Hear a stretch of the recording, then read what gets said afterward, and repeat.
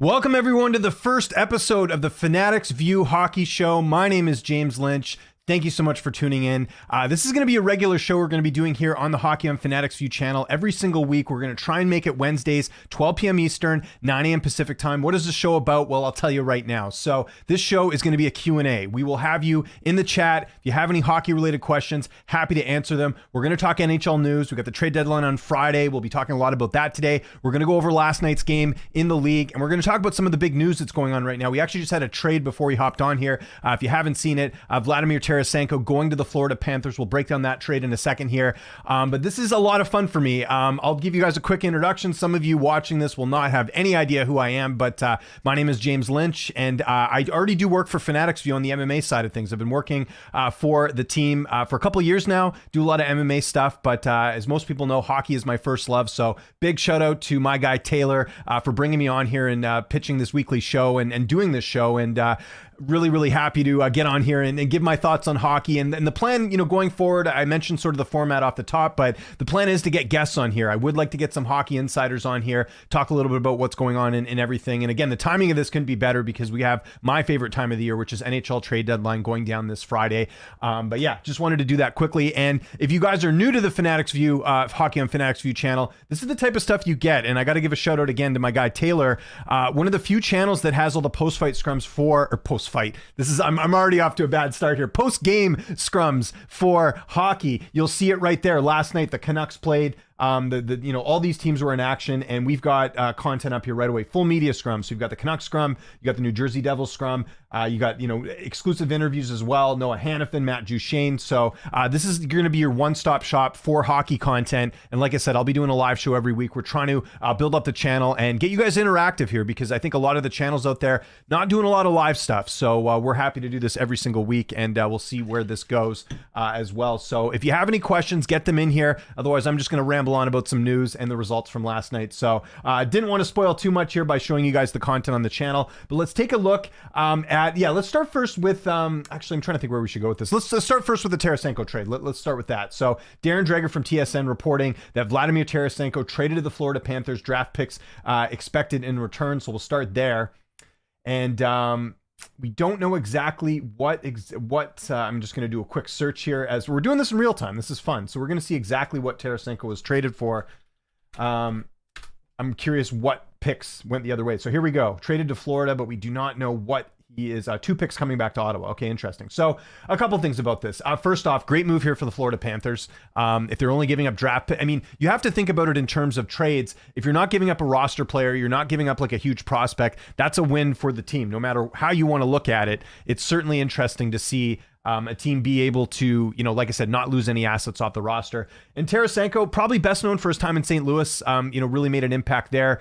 We'll do a quick sort of career look at everything he's been up to. But with the Sens, they're obviously not in the playoffs. The Sens have taken a step back this year. Very disappointing season. I think anyone would sort of mention that. Actually, we'll go to Hockey DB here and look that up. But yeah, very disappointing sort of season for the Sens. So at this point, they're sellers, and this is the exact type of move they should be doing, is accumulating draft picks by the trade deadline. If you're a team that's on the outside looking in and you're not going anywhere, Tarasenko, I believe, was only on a one-way contract anyhow, or one-year contract, so he's a little bit expendable. And look, it may work out for Florida, it may not. The New York Rangers, they weren't able to keep him last year when he got traded. He only played 31 games for them. A little bit of underwhelming results, just 21 points in 31 games there. But this year for the Senators, 57 games, 41 points. Decent season for him, but not like the seasons we've seen in St. Louis, which is where he really carved out his career. Started there in 2012, 2013. So what will the Panthers be getting? Well, they're getting a right wing, left shot forward, someone they can add in that mix with guys like Matthew Tkachuk and Sam Reinhart, who I saw score again last night. So this is a good move, and you also get that veteran experience. Tarasenko won a cup with the St. Louis Blues a couple years back, so that's something else he can bring to the table here. We know the Panthers went on that Cinderella run last year, had a lot of trouble in the finals. Getting a guy like Tarasenko with his experience, I think, is a very good move here for the Florida Panthers. So we'll see how this pays off, but good on the Panthers for getting ahead of the trade deadline. Of course, it's going to be Friday, and that's when the prices really go up for, players and everything else. So good move there from the Florida Panthers. Again, I'll be keeping tabs on Twitter while we're doing this stream. We're going to be doing this for an hour. There may be other trades breaking. You don't know this time of year what's going to happen. So let's get to the results from last night. some interesting ones. So let's start with the Florida Panthers. I mentioned it there. 5-3 winners over the New Jersey Devils. The Devils actually did decent last night, but they weren't able to contain Florida. Devils have always had goaltending issues. We'll see if they're able to pull anything off by getting a goaltender at the deadline, but they desperately need one. Now, the Devils are another team, much like Ottawa, that I think had higher expectations this year. I think the thought was the Devils would make the playoffs. That doesn't end up happening. I think a lot of that has to do with injuries. Jack Hughes was out for certain stretches of the season. He's their best player. And the goaltending, I still think is a problem. Like, I don't think this is a crazy thing to say, but the Devils really haven't had solid goaltending since Martin Brodeur, and that was ages ago. So, they have not had a bona fide number one. They had Mackenzie Blackwood. Obviously, he's in San Jose now, but they really need to, I think, focus on goaltending at this trade deadline. They've been in talks, we've heard, with Calgary for Jacob Markstrom. Not really sure what the holdup is there. Actually, I heard something about it was owner related, that they didn't want to trade Markstrom that way. I don't know what's going on, but New Jersey definitely needs a goaltender here. But how about the Panthers here? I mentioned Sam Reinhart getting a goal last night. He's had an unbelievable season. You see there's 4 shots on goal last night, almost leading the team there, or I should say is leading the team in shots last night. And Matthew Tkachuk, 3 assists. A really good game there by the Panthers. You can see the record there. They have been, they've been great all season. They had a little bit of a slow start this year, but they've really picked it up over this last little bit. And I think they're going to be a serious threat in the East this year when it comes to the playoffs. So very big win there for the Panthers. And here's the other implications we got to talk about with the New Jersey Devils, okay? So we know that obviously they fired their coach Lindy Ruff earlier this week. Travis Green taking over. I'm very familiar with Travis Green, obviously the former coach of the Vancouver Canucks. So Green has head coaching experience. I actually bet the Devils last night because they were at home and it was plus money. Didn't work out for me. I thought the coach bump would be a thing. It wasn't a thing against the Panthers. The Panthers are very good. But the context of this is, if the Devils keep losing, then they're going to start trading off assets. And they were sort of waiting to see what these next couple games would look like. Obviously, Florida's a tough task here, but, had they beat Florida, there still is a potential of them making the playoffs. But, losing a key game like this, it's not going to help their chances. The reason I bring this up is because there's been rumors about Tyler Toffoli. So I think, again, our poll question, which I completely neglected off the top here, where do you think Jake Guentzel will end up? I think Tyler Toffoli, if he's available, will be another coveted winger that teams are going to be looking at. We already have Tarasenko off the board. So, these are names that are going to be looked at here. And again, with the Devils losing last night, I would say that Toffoli probably is going to be on the market now. And it's interesting because they just acquired him last season from Calgary. So, looking to obviously flip him. They traded a prospect back to Calgary the other way.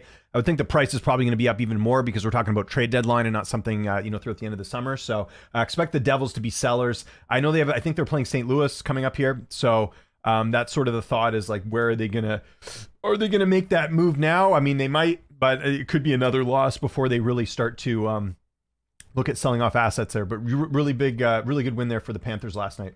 Yeah, let's go through some of these other games. Again, I should mention, I think if most of you know that are watching this, I'm a big Vancouver Canucks fan. I live here.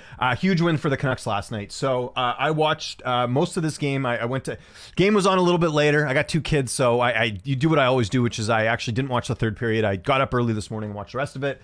But you can see there the Kings getting an early goal in this one. Really bad mistake by Philip Hronek early in the game. The Canucks have had a bad habit of that. I was listening to the stat last night. I think that 23 times this season they've given up the first goal. That's something they've got to fix. And that was something notorious seasons past where they just couldn't get a good start to the game, and they would always sort of stumble out of the gate here. And it sort of looked like a bit like that last night. And I was actually texting with some friends last night, being like, "Here we go again." Because if you remember, a week ago the Canucks got absolutely smoked by the Kings, and it was probably the worst game of the season outside of that Minnesota loss.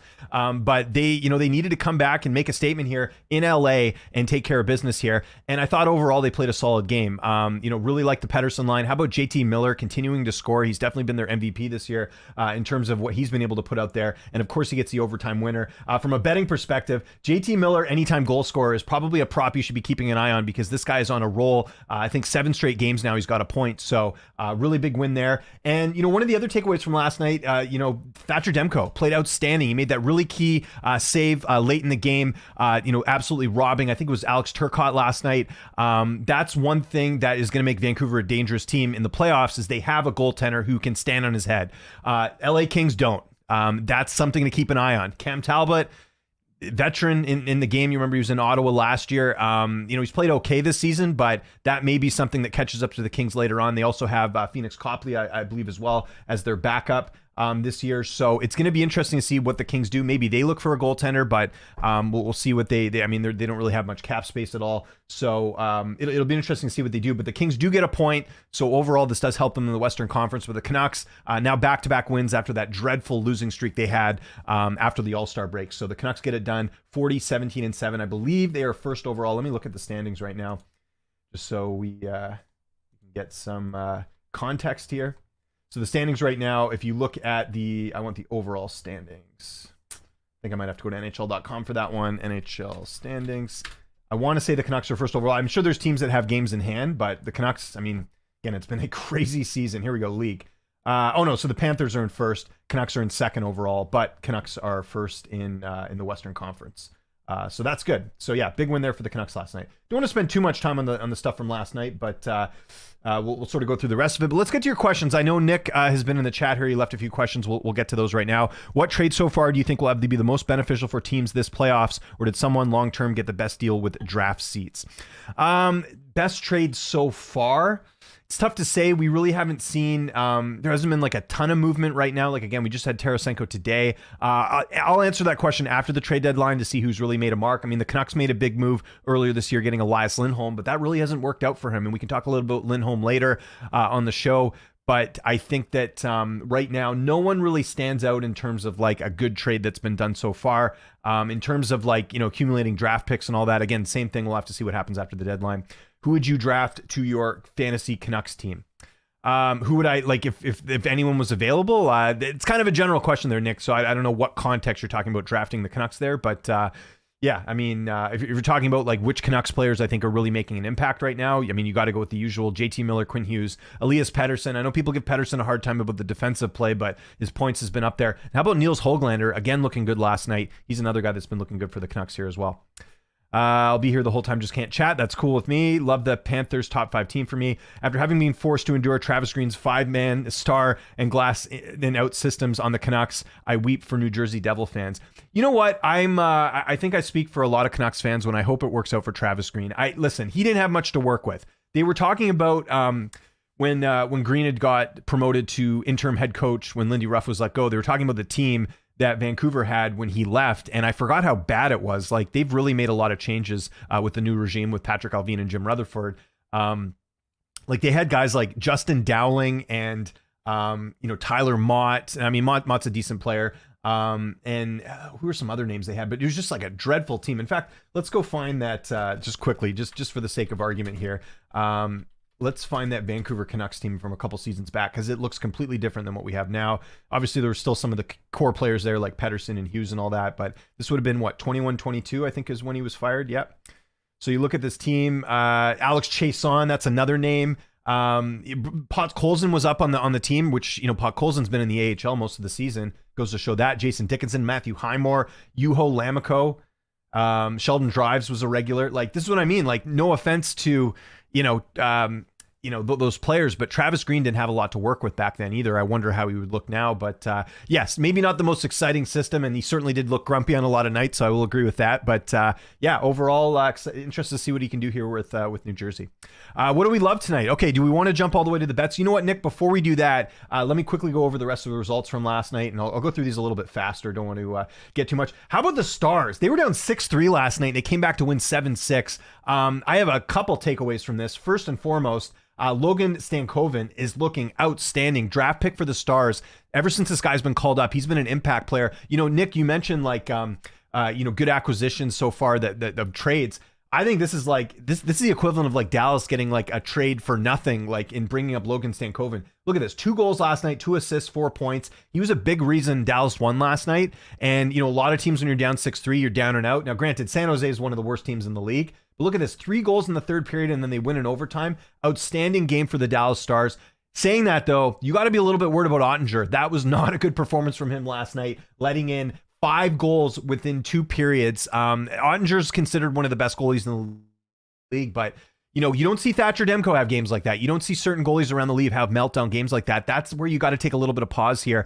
And we know the Stars struggled when Ottinger was out as well. So, nothing against Scott Wedgwood, but is he a capable backup for the playoffs? That's one thing to sort of keep in mind. So it was a good game for Dallas in terms of their resilience, but they're not going to be able to come back 6-3 against, the Oilers or some of these better teams in the league. It just so happened they were playing San Jose, who has one of the worst rosters in the league right now. But crazy they came back and won, and not good for the Canucks as they're trying to work their way up. And did Chris Tanev get a point last night?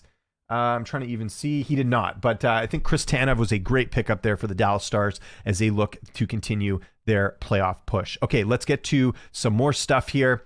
As far as the results from last night, again, not going to spend too much time on this, and we will get to the bets as well for tonight that I like.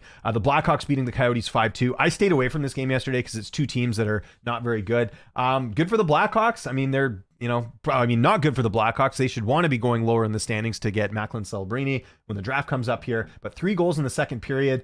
Who's in net? Was it Ingram in net for the? Yeah, it was Ingram. So Ingram had a really good start at a certain point throughout the season. He was on a roll, and I've just been looking on the Yahoo Fantasy Leagues lately because I do play fantasy hockey. A lot of people dropping Connor Ingram. He's struggled. But again, these are two not very good teams. These are two teams that are going to have high draft picks. And this Arvid Soderblom, 39 saves last night. That's got to be encouraging for the Blackhawks as they're basically just, towing ship. And you see Connor Bedard with 2 assists last night. So, bit of a surprise there as the Coyotes were the favorites at home. The Kraken, how about them? They've been on an absolute roll. Of course, I saw them a couple weeks ago when they played the Canucks. Really good game there. They've certainly turned it up a lot. Joey Decord, talk about good goaltending. He's been on a roll lately. Of course, coming over from Ottawa, I think it was last season or season before. The Kraken have got a good goaltender in him. Definitely outplaying Philip Grubauer in the net. And you see their 33 saves last night, 3-point performance from Jared McCann, which always drives me nuts. The Canucks gave him away after his rookie season. Still bothers me to this day. Basically resulted in us getting Casey DeSmith if you do the whole trade tree going on and on. But and good to see Matty Beniers on getting a point as well. Matty Beniers going through a bit of a sophomore slump right now. The Kraken beat the Jets. Jets are one of the top teams in the West. Certainly happy to see the Jets lose as someone who's obviously on the side of the Canucks here. You look at it there, the Jets getting 2 goals in the second period, but the Kraken answering back with 2 goals of their own in the third period. So a big win there for Seattle, who's been looking really good lately. So there we go. Quickly, we'll go through the rest of these because I know there's a lot of games. Mentioned the Blackhawks, the Canadians beating the Predators in OT. That was good. The Predators, again, another really solid team, and to beat the Predators at home, even better.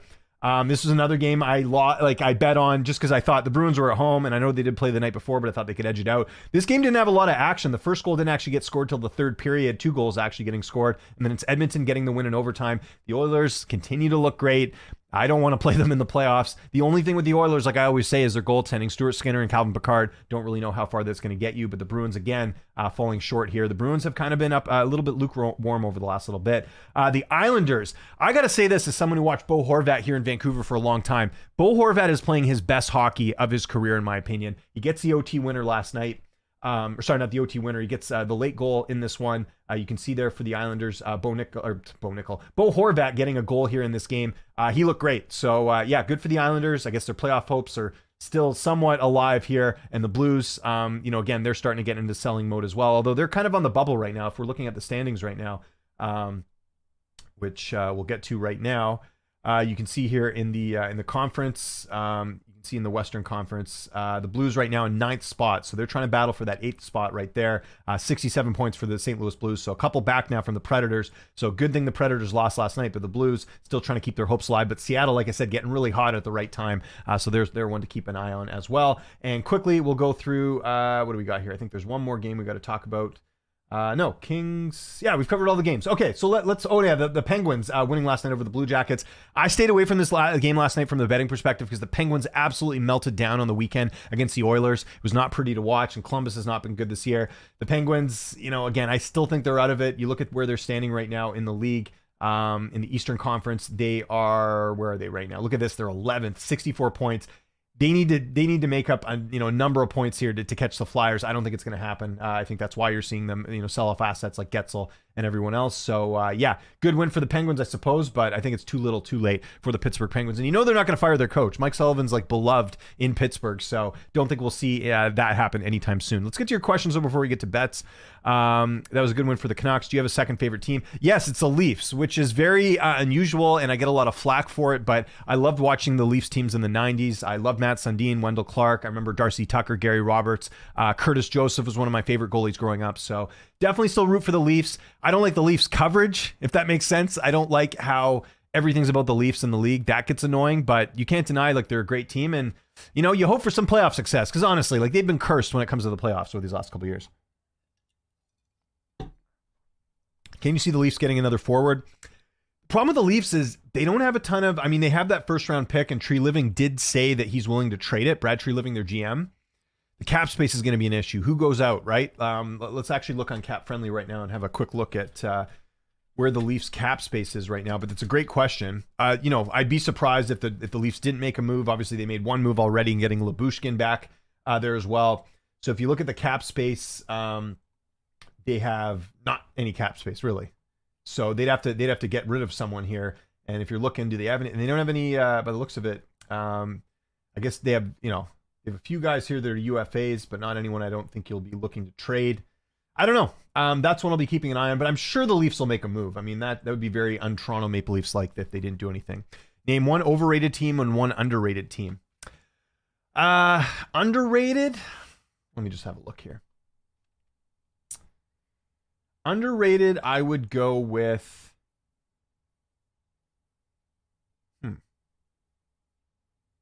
Underrated, I would go with the Detroit Red Wings, because I'm seeing here they're in number 6 spot. They've kind of just quietly done a pretty good job this year. Overrated. It's a great question.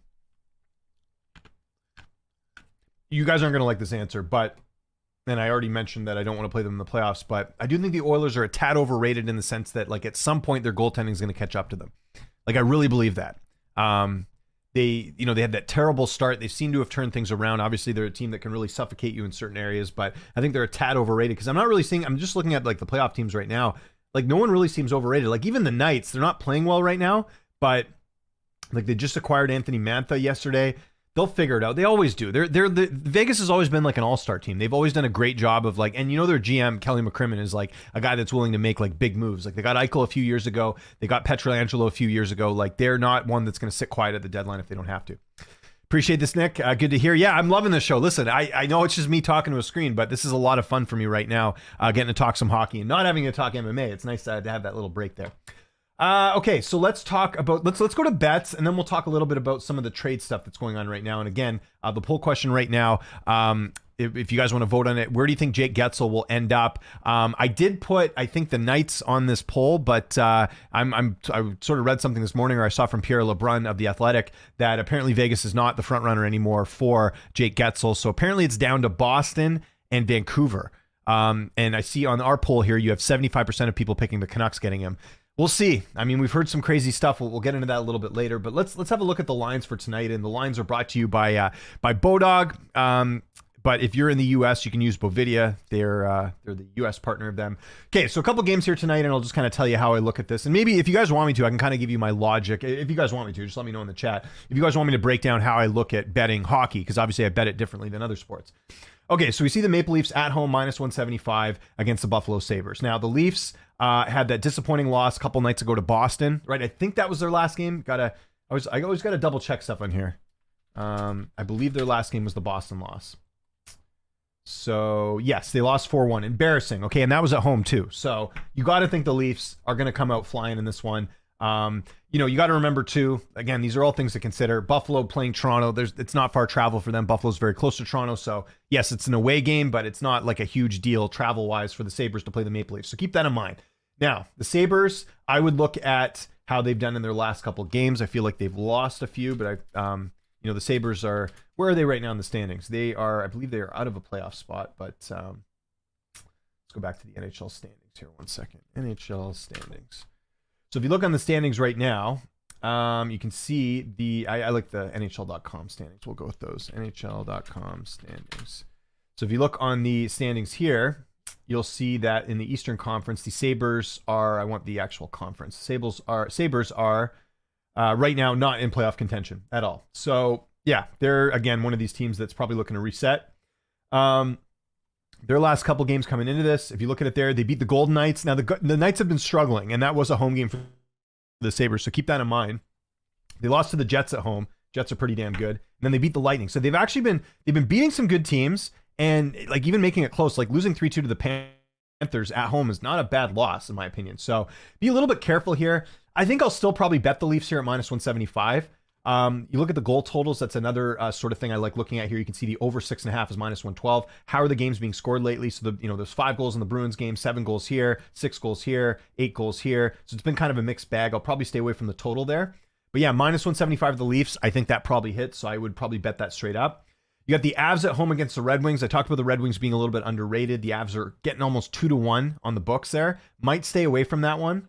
Again, the Avs, I always like to look at how the Avs have been playing lately. I don't have it offhand. There's certain games that I watch, but always got to kind of keep tabs on that. So the Avs coming off the Blackhawks, big deal, easy test there. Lost to the Predators. So they played on Monday, so they had a bit of a break coming into this one. Yeah, so they beat the Blackhawks 5-0 in back-to-back games. So they've had it kind of easy here. Could be a little bit different with the Red Wings, who did beat them in their last game 2-1 in overtime. Yeah, probably stay away from that one. And I'm going to stay away from the Senators and the Ducks. Sens actually picked up a big win a couple days ago. What game was that? And again, the Ducks have not been good too. They're a lottery team. Who was it they beat? Or maybe this was a while back. Yeah, it was the Knights. So yeah, that's what I was thinking of. And that was on Saturday. So that was a couple games back. So the Sens are on a bit of a losing streak. Granted, they've been on the road and they're on the road for this one. Yeah, I don't like a lot tonight, if I'm being honest here. Probably just the Leafs. I'll bet them. I'm trying to think if there's any like goal props or anything I might look at, or player props. That's another thing I like looking at too. None really stand out. Trying to think of like who's streaking. Again, maybe look at like a Cale Makar goal, anytime goal scorer or something like that. Let's see what Bodog's got on here. So Nathan McKinnon, player. I never like betting player to score the first goal because you're basically just guessing. Anytime goal scorer, Nathan McKinnon -125. Maybe you play that. McKinnon's been pretty good this season. They are playing a pretty good Detroit Red Wings team, but yeah, might throw a little bit on that. We'll see. But yeah, don't like a lot tonight. There aren't that many games tonight. I think we'll be looking more at the action sort of coming up here in a little bit. So yeah, not much I like tonight betting wise for this. Let's get what else. There's a ton of underrated teams in my opinion. Blues, Blue Jackets, Red Wings, Wild. None of them are great, but they are generally viewed as bad, and each of them can have really good performances. I think that's hockey in general. I mean, you see certain teams that, on any given night can just, out of the woodwork, sort of perform well. Like it's one of those things. I think, a couple of those teams. So the Red Wings were in agreement there. The Wild, they stomped the Canucks the other night, but if you look at if you look at the standings right now, the Wild are right now, where are they? Why am I not seeing them? They're 12th. So yeah, it'll be interesting to see sort of what they're able to do over the next little bit. But obviously on the outside looking in here with their record, look at I'm just looking at their road record, or they're 14-15 on the road. That's not good. And at home, they're not much better. So sort of something to keep in mind as far as what they've done. And the Jackets, I will say the Jackets every now and then will have like a really good win. It's really weird how they've been playing. That I will agree with Jared. Sabres are very good defensively. An overrated team is Tampa Bay. Yeah, I kind of understand that for sure. The problem with Tampa Bay is that like every year they keep they've got themselves basically in like a cap constraint, right? And every year they keep like losing good players, right? Because they won the cup, they won a couple cups, and then you can't keep those players because of the salary cap. And it's just been this game of like trying to replace players, and it's finally caught up to them a bit. Vasilevsky's not going to play forever. Kucherov's not going to play forever. So, and Stamkos, what's going on there? Like they haven't talked extension with him. I don't think Stamkos, I believe, is a UFA, or no, he's not a UFA, but I think he's coming up to his contract here. Let me just look at cap-friendly Tampa Bay.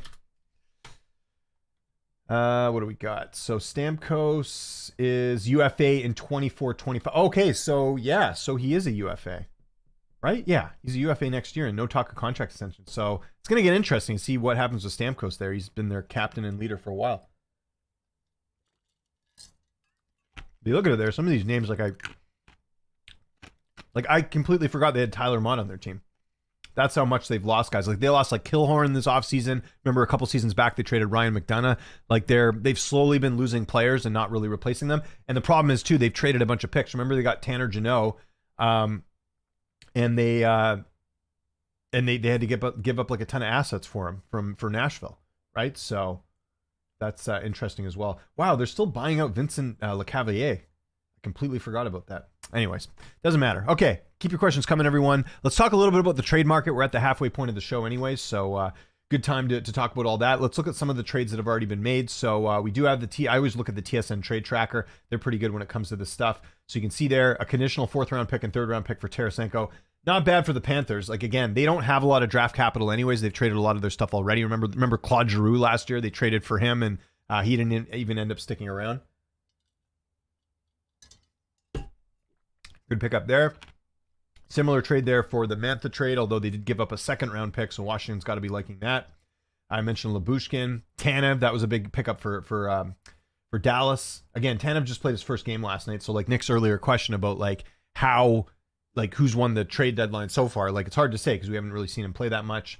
Then there's been a couple other trades, obviously the big ones, Lindholm and I forgot about Monahan. How about the Canadians? Brilliant trade maneuvers here. So the Flames give up a 1st-round pick and Sean Monahan to just get rid of Monahan's contract because they're trying to clear cap space. So they get a 1st-round pick from that. Then they flip Monahan because the Canadians are not in the playoffs, and they get another 1st-round pick. Genius move there from who's their GM, their agent, Kent Hughes. That's their GM. Really good work there.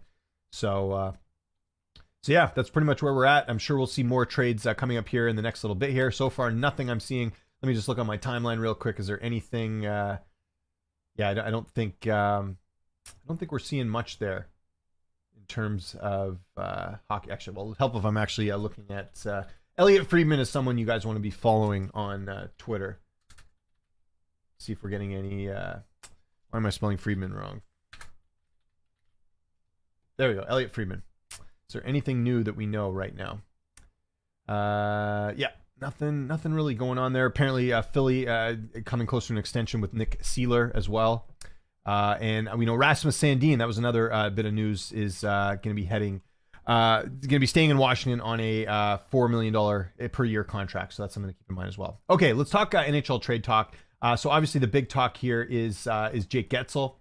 Where's he going to go? So bit of a bombshell yesterday. Actually, I had the article up here somewhere in all my stuff. By the way, another plug, go check out everything that we got on here in Fanatics View. If you guys are looking for post-game content, no one's better out there than Fanatics View. Okay, so big news yesterday. Let's talk about the Jake Guentzel stuff. So obviously Jake Guentzel, we know, great player there for Pittsburgh. There's some school of thought that the reason Guentzel's been looking so good is because he's been playing with Sidney Crosby his whole career. So that certainly helped out the point totals. But we know he's a UFA coming up next year. So obviously Pittsburgh's looking to unload him. And the question is, where's he going to head? Now, the reason Vancouver's in the mix, just so you guys know, there's ties there. Obviously, Patrick Allvin and Jim Rutherford used to be in the Penguins organization. They're very familiar with the player. And we've been hearing for months that they've been in on Jake Guentzel in terms of poking around and seeing if they can make something work. Now, the asking price would be high. What we're understanding right now, as far as what is out there in the news, it's going to be a 1st-round pick, a solid prospect, and maybe something else as well coming their way. Similar to what Lindholm got from Calgary, right? Because the Canucks traded Kuzmenko. They traded a high draft pick. Actually, we have the trade here.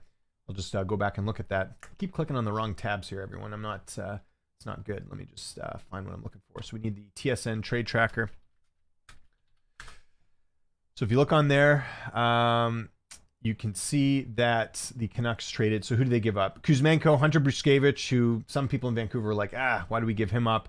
And then they gave up they gave up their 1st-round pick. That was the other thing. But the thing is, their 1st-round pick is not going to be super high, right? Because obviously Canucks have been playing well this season. It's going to be lower in there, and then a conditional 4th-round pick as well. So Yurmo was never going to sign with the Canucks, was my understanding. Kuzmenko was not a fit with the Canucks this season. He was like healthy scratched a bunch of times.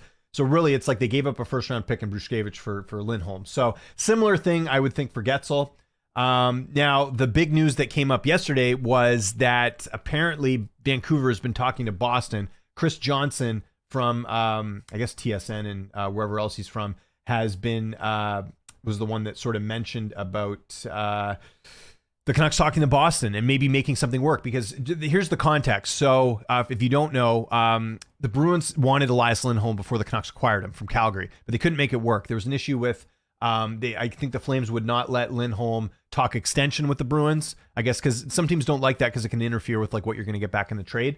So Boston's always like Lindholm. Lindholm in Vancouver has not been a fit so far. Now, it's important to mention the context here with Elias Lindholm. Let's go look at what he's done so far this season with the Canucks.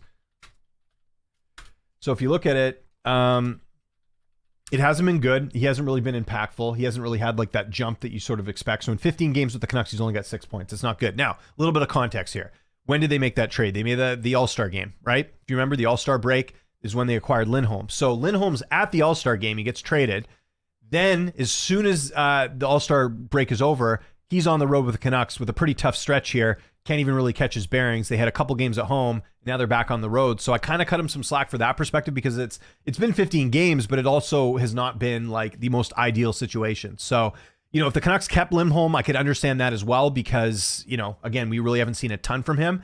But saying that, I think a lot of people, myself included, expected a lot more. You're not necessarily getting him for his goal scoring, but you're getting him for his defensive play and stuff. And nothing's really popped out. Like even last night, I don't think he really like stood out in the Kings game, so to speak. And that's what you want when you make a big trade like that. So there's a school of thought, which just doesn't happen in hockey very often. In fact, I can't even remember the last time something like this happened. But there's talk now that the Canucks might flip Lindholm to Boston to get assets in order to acquire Jake Guentzel. So we'll see. Now, Pittsburgh, I think, said something along the lines of they're going to make a decision today. Let me look this up. Jake Guentzel deadline. What do we got here? As you can see, Canucks have serious interest in Jake Guentzel. Has had deadline. Pittsburgh nearing Jake Guentzel trade. Okay, so I think this is it here. Sources say Penguins are hoping to have a trade in place for Jake Guentzel by tomorrow evening. So that was yesterday. So this evening, there's what Pittsburgh is saying is that they want to have a deal in place. So the Pittsburgh's already putting the pressure on other teams right now. The trade deadline's not until Friday. So technically they have time, but it's Wednesday evening right now. And we very well could by tonight see a Jake Guentzel trade. So the latest that I heard, and again, let me just find the tweet. One of the guys I follow on Twitter, I might not be a huge fan of him, but he does do a good job of keeping tabs on what's going on. So apparently Pierre LeBrun saying Vegas is no longer the front runner for Jake Guentzel. LeBrun saying the Canucks were poking around pretty good on Guentzel. 3-team conversation was happening between the Canucks, Pens, and Bruins. He doesn't know if they can pull it off, but conversations has happened. There's a lot at play here, because here's the other thing too. This is why you might need to trade an Elias Lindholm to get Jake Guentzel. Canucks have no cap space, right? They have like nothing. And there was some thought that with Tyler Myers' injury that maybe they could swing something off, maybe put him on LTIR like Vegas has done year after year, and they're doing right now with Mark Stone. Like, so if you guys don't know, basically Vegas is putting Mark Stone on LTIR, freeing up a bunch of cap space.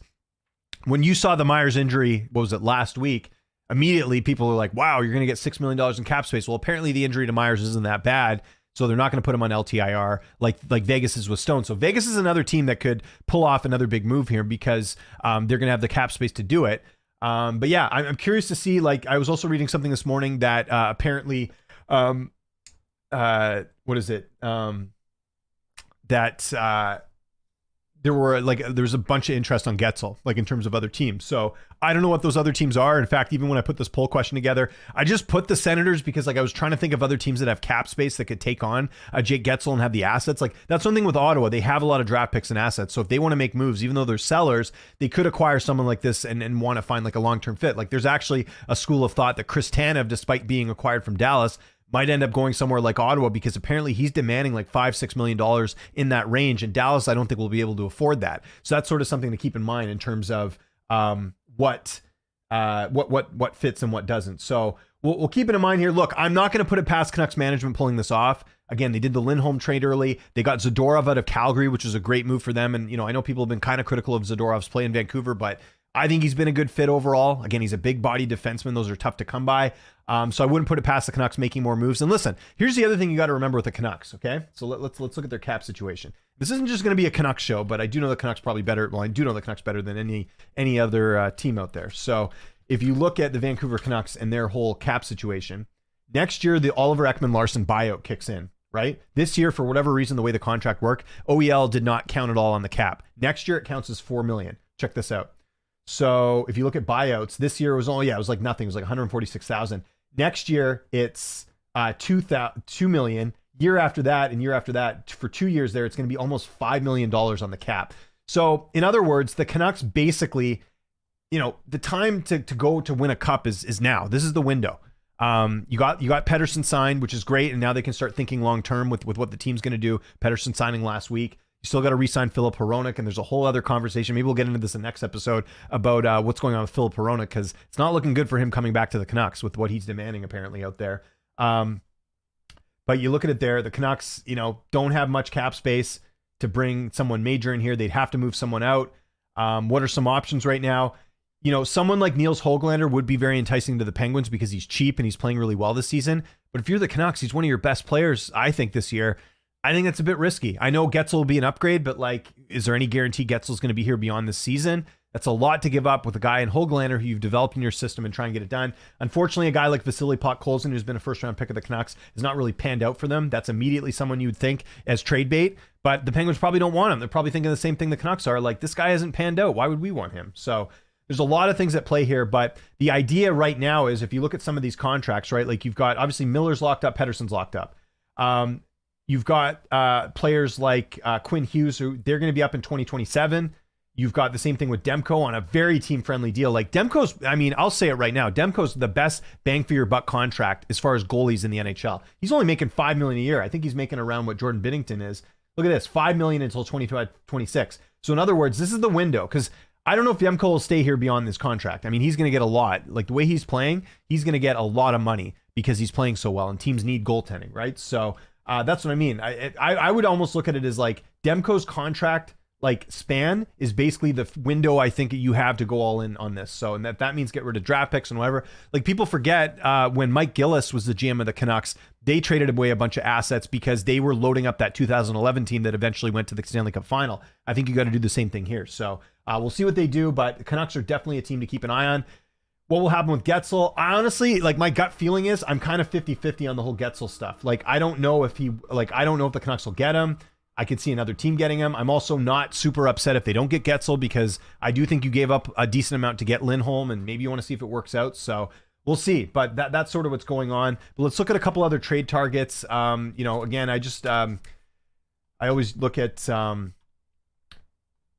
these are some of the names that are on the markets right now. Again, I know Hockey Buzz not exactly the best source when it comes to hockey rumors, but they do a good job with their charts here. So these are some of the names that are out there. Jake Allen, obviously Montreal's out of the playoffs. Talk about goaltending. Someone like Edmonton could really use someone like Jake Allen. I know they have decent goaltending now, but that's something you got to worry about down the line. You see Linus Ullmark. A lot of people are like, why is Ullmark on the block? Well, Swayman's playing so well. I think the Bruins, if they want to add something else and clear up cap space, Ullmark's a good one there. Alex Wenberg, who I believe was left out of the game last night due to trade-related reasons, so he's another guy that could be traded. The Blues are sellers there. Anthony Duclair's another name. Frank Vetrano, who's someone I'd love the Canucks to get, but apparently they're not in on him. And then, you see some of the other names here. Zegras apparently in play. Kerfoot from the Coyotes. Jack Campbell, no one's going to take that contract. Noah Hanifin, that's another big name we should talk about here. Noah Hanifin, not looking to re-sign with the Calgary Flames. One of the best, he is the best defenseman out there right now, but he comes at a price. He wants to go to Florida or Tampa Bay. They don't have the cap room to do it, so we'll have to see what happens there, but those are some of the names to do. But anyways, I'm missing a ton of questions here. Let's get to it. How long does it generally take a hockey team to rebuild? I remember last year they talking about how terrible the Canucks were, and then all of a sudden they're near the top. So yeah, I was included in that bunch. I thought the Canucks should have taken the opportunity to rebuild because what they were doing was not working. I don't want to say it's a fluke, but what the Canucks have done in the offseason and some of the trades they've made to build this team is very unusual. You just don't see a team do that in that short a span of time. Like the LA Kings are a good example of how to rebuild properly. Like they were in the same boat as the Canucks when they had a bunch of aging veterans and they sold off a lot of assets. They sold off Toffoli and Alex Martinez and a bunch of these other players, Jonathan Quick last season. And they've sort of, been accumulating picks and they've been drafting well. They get guys like Brent Clark and they get, Quentin Byfield and some of these like really good, because here's the thing, the biggest asset I think in hockey right now from my point of view is cap space. If you have cap space, you can do so much more when the deadline comes around. You have so much more flexibility. What you don't want is having bad contracts tying up your cap. And that's something that a lot of teams are running into right now. You look at like Vegas is in that spot a little bit, although again, with Mark Stone's injury, they're going to have some cap room as well. But yeah, it's sort of, cap space is a very valuable thing. So in terms of like doing a rebuild, like I'd say there's a couple teams that are actually doing like real rebuilds. Anaheim's one of them. Chicago's one of them. I wouldn't say the Blue Jackets are one of them because they got Johnny, I was going to say Johnny Manziel. It's not Johnny Manziel. Johnny Hockey, what's his name? Gaudreau. Johnny Gaudreau. They got him in that big trade or big signing from Calgary a couple years ago. Those are like, yeah. So to answer your question, like in Anaheim or Chicago, it really depends. Like I think the Ducks, I would say they're about 3 or 4 seasons away from being like a playoff team. Ottawa was supposed to be there already. Like they had done sort of a rebuild, but it hasn't worked out. Like that's the danger in doing a rebuild. Sometimes it doesn't work out. Ottawa's a prime example of this where, they were patient. They accumulated the draft picks and then they took a big swing and got Jacob Chikrin. And then they took a big swing and got Claude Giroux. Well, not a big swing. They signed Giroux in the offseason. You think, okay, they're a balanced team. They got all this stuff.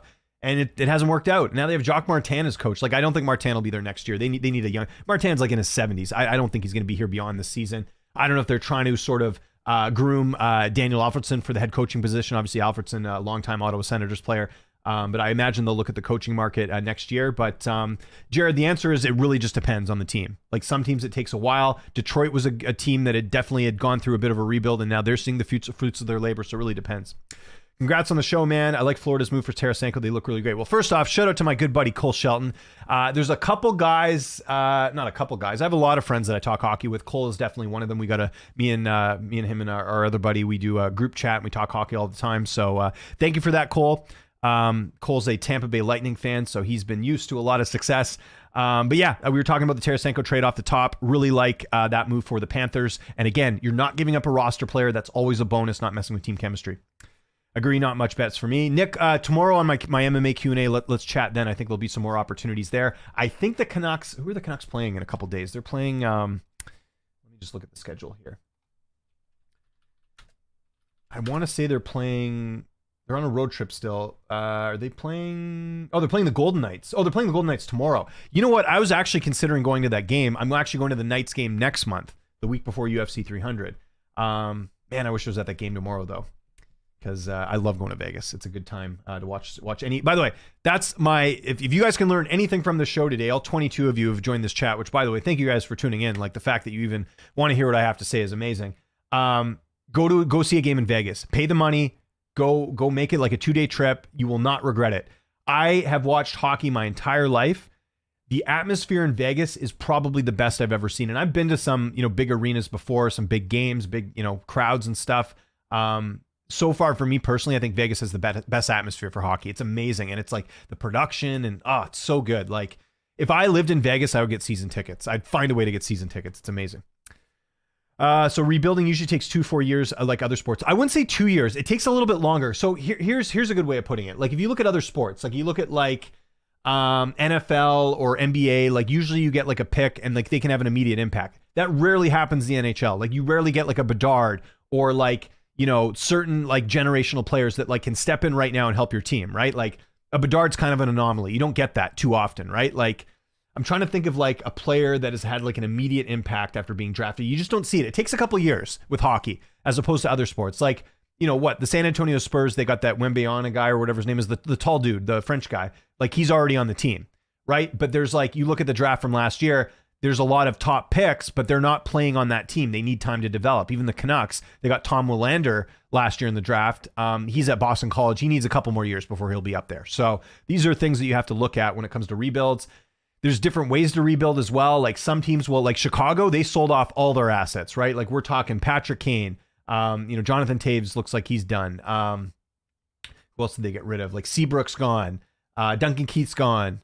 They went through everything and they basically set themselves up. Like they even got rid of like some young players. Like they got rid of Kirby Doc. They got rid of, like a handful of guys to prepare to, they played it smart. They ended up getting Bedard in the end. Right. So, but they needed to do it. Like there were years where Chicago just wasn't performing well. And that's the thing. Like one of the things when it comes to building a hockey team and trying to find success, and this was a big argument here in Vancouver for years, is like, do you want to just be the team that makes it in the playoffs, or do you want to be the team that like actually can like compete for a cup? And that's sort of a big question. Now this year we'll find out how the Canucks do in the playoffs. I have no idea how they're going to do.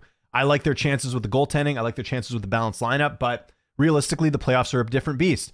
We've seen this with Toronto, a very good regular season team that has struggled to get to the next level in the playoffs. So the playoffs are certainly a thing. Edmonton, same thing. Like they haven't made it back to the finals in a while, right? So it really is a different animal there. You look at certain situations like the Canucks. There's a few situations like the Canucks, like this year, that what the run they've gone on, it's really unusual for that to happen. Like a lot of teams can't just do what the Canucks are doing. It's very tough to do. Like, for example, like a St. Louis, I think it would be very hard for a St. Louis to do what the Canucks did and get all these different moves and assets and all this different stuff to make things happen.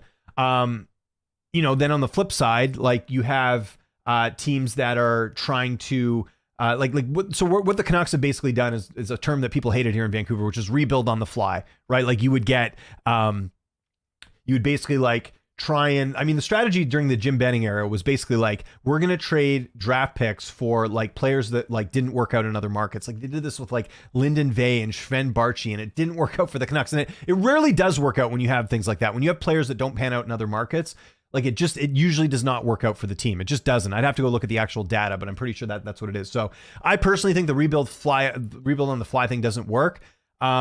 I think the way to go is to accumulate draft picks and really, really utilize cap space. Like get rid of bad contracts. Like you could look at all the teams in the league, and I guarantee you there's, on most teams, there's at least one bad contract, right? Like the Canucks right now, the bad contract is Oliver Ekman-Larsson. Like he doesn't even play for the team, but they're still going to be paying that contract forever till my kids are, off to college, basically. That's how crazy that is too. So, yeah, it's totally fine by me. By the way, looks like I can stay on here a little bit longer. I just had an interview here mention that,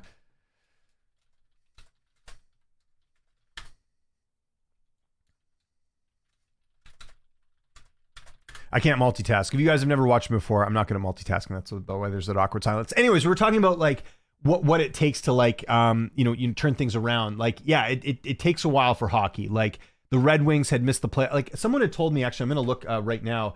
The Red Wings haven't been in the playoffs in a while. How many years has it been? Like it was more than I thought. Like because when I was a kid, the Red Wings always made the playoffs. So the Red Wings have not made the playoffs since 2015, 2016. That's wild to me. Like I imagine me growing up as a hockey fan and played hockey growing up and all this, and you just always saw the Red Wings in the playoffs or they would win the cup. Like that's just how it was when I was growing up here. Like check this out. The Red Wings from 1990. Here, well, I'll show it to you on the screen instead of me just visually like describing it here. Look at this. Detroit Red Wings. Out of the playoffs in 1989, 1990. From 1990 until 2015, 2016, they made the playoffs. That's what a winning organization looks like. Now, compare this to the Vancouver Canucks. Okay? It's been a rocky road. And we won't just talk about the Canucks on here. I will probably talk a lot of Canucks, but here we go. Look at this. This is what I grew up with, okay? 1990. They made the playoffs. Okay, to be fair, when I was young, they did go to the Cup Finals in 94. But look at this. 96 to 99 out of the playoffs. Then they had a good run. Then they were out of the playoffs. Then they had a decent run. Then they were out of the playoffs. Then they were out of the playoffs. Then they were in the bubble by a fluke. They've basically been out of the playoffs since 2014, 2015. Forget about the bubble. That whole thing was weird where they only played Canadian teams and all that. And they only got in by a points percentage. The whole thing was weird. But yeah, Detroit is a prime example of how you want to build a franchise. And they did that. Granted, the era was different back in the 90s. There was no there was no salary cap. So you could just sign players a lot different. The teams that do well, here's a better example. Tampa Bay. Tampa Bay has been one of the best teams in the league when it comes to managing the cap. Right now, not so much, but look at this, okay? When I grew up, Tampa was not very good, but look at this. Other than 2016, 2017, they've made the playoffs every year. They won back-to-back Stanley Cups. And part of that is managing cap assets well. They would in other words, they would draft well. Like, look at all their best players. They've all been drafted by them. Steven Stamkos, Victor Hedman, Kucherov, Vasilevsky, all Tampa Bay draft picks. Good drafting is what will lead you to good franchises. It's the teams that, like the Canucks right now, yeah, they drafted Pettersson, Hughes, Demko, but Miller was a trade, Hronek was a trade. You look at like some of the other guys that they've got, they've all pretty much been trades. It's not typical. The teams that typically have success are teams that definitely go in there and draft very well. And Tampa's done that. And you even look at the players that they lost, they were drafted players. They weren't players that they traded for. So yeah, that's kind of the in my opinion, the recipe to being a good team. Because here's the thing.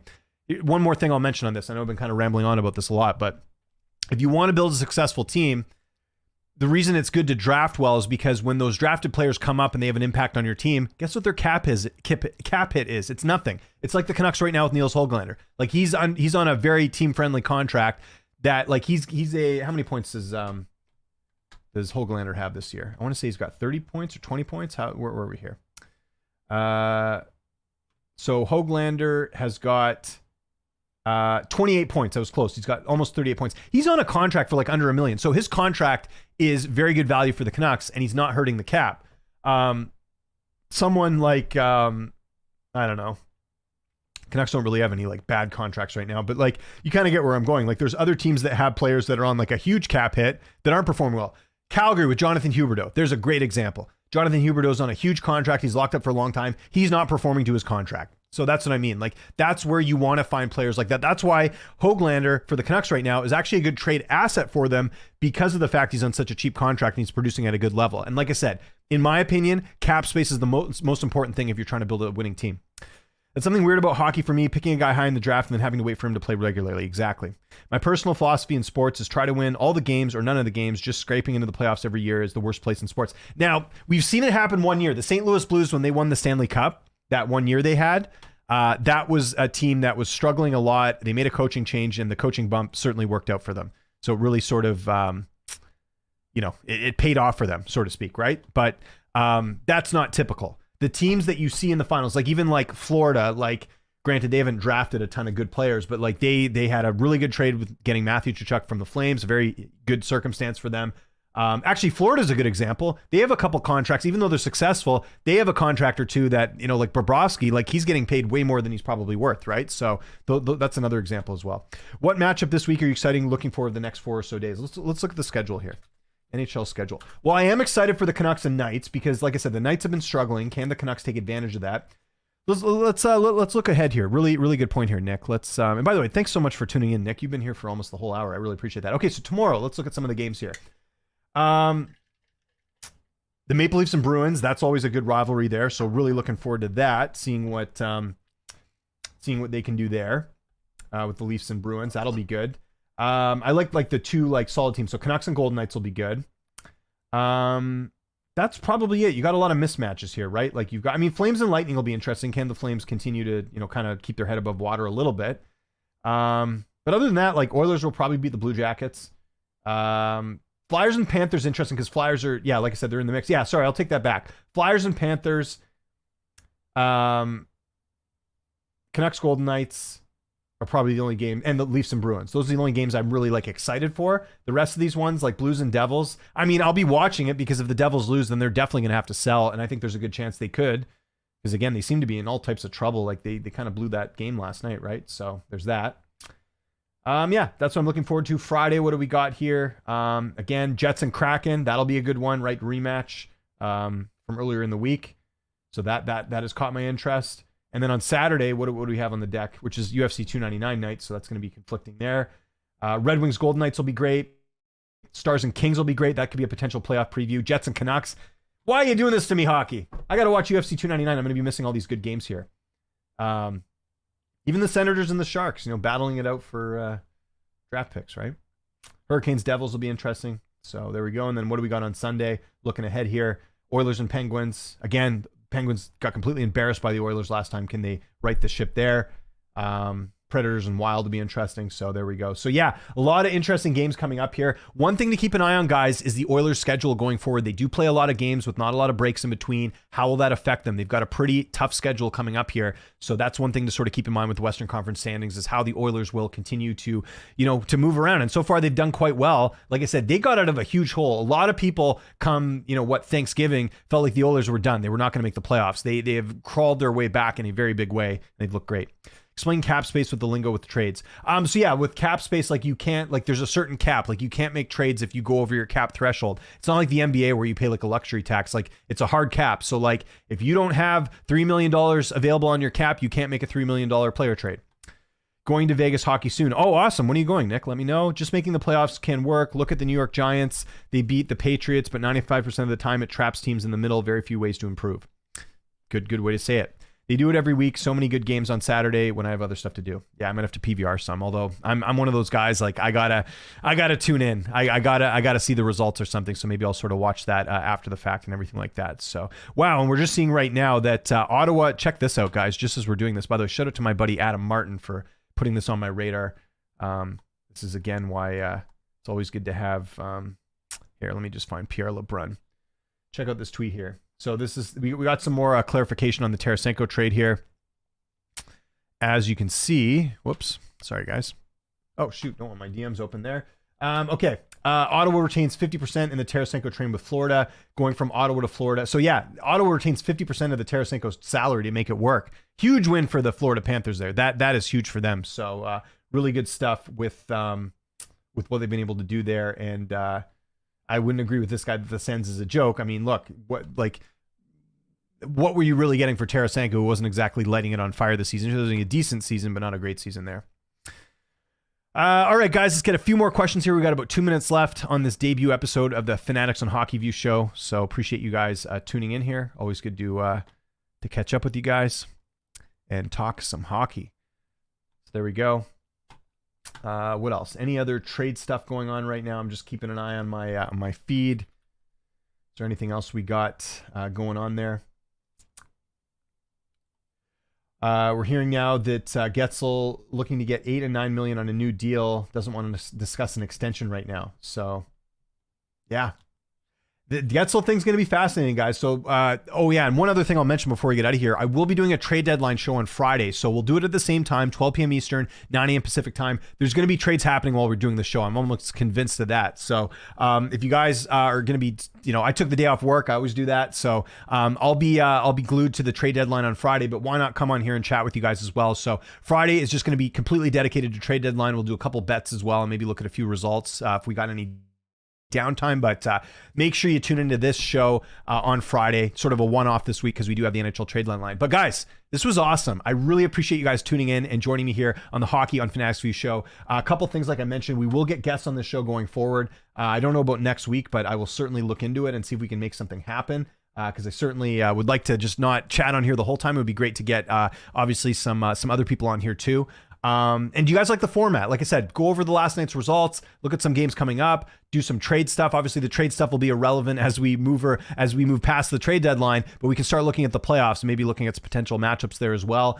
And maybe I can get a player or two on here. I don't know. There's a lot of potential here with the show, but I'm just really excited. And like I said, big shout out to my guy Taylor over at Fanatics View for allowing me to have a show here on this platform. I'm really excited, and I hope you guys really like everything that we talked about here today. But I would love to hear your feedback, guys. Again, I want to make this your show. If there's anything in particular you guys want me to cover or things that you want going on, just let me know in the comments. Like I said, the plan right now is to do this show every Wednesday, 12 p.m. Eastern, 9 a.m. Pacific, for you guys to tune in. And if you're watching the replay of this, please let me know if you have any feedback, because like I said, we want to grow this show and make it your show. That's always my goal with this stuff. All right, everyone, please make sure you subscribe to the channel. Like I said, leave me some feedback in the comments if there's anything you like or dislike about the show. Like I said, we want to make this about you as possible. Make sure you tune in on Friday, 12 p.m. Eastern, 9 a.m. Pacific time, so you guys can watch my trade deadline coverage as well. My name is James Lynch. You can follow me on Twitter, TikTok, Instagram, at Lynch on Sports. Make sure you check out all the content on this channel. Again, we're posting stuff every single day on this channel when it comes to hockey content, post-game content, the stuff that you want to see. So that's really awesome there. Okay, guys, take care. Great chat today, and I'll talk to you guys on Friday. Have a great rest of your Wednesday, and I'll talk to you guys soon.